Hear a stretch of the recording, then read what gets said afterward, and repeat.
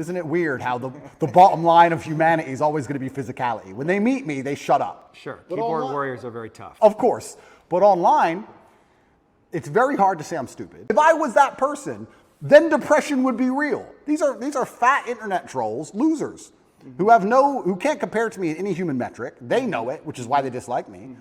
Because anybody who genuinely gets out in the world and looks for truth and looks to be successful and is tenacious and is brave agrees with everything I say. So I don't feel pain when someone sits and says garbage about me, because I believe that their mind is already suffering because they're not free. Their mind's not freed.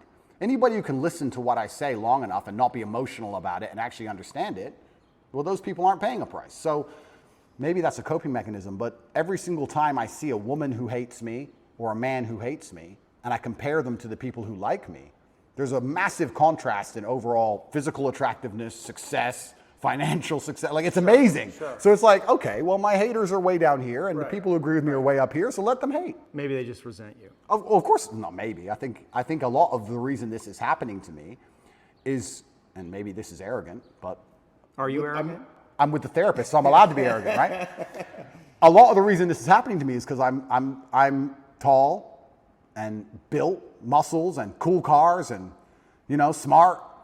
People don't like me. There's people who look at me and go, he thinks he's too cool. Teach him a lesson. There's a massive amount of resentment involved in all of this. Yeah. Even from the Matrix itself, we talk about the Matrix and I talk about it and people, of course we compare it to the movie. But at the end of the day, there are people, moving parts in all of this. There's a prosecutor, there's a judge, there's a lawyer, whatever. Someone is sitting in an office who gets a piece of paper saying, destroy Andrew Tate.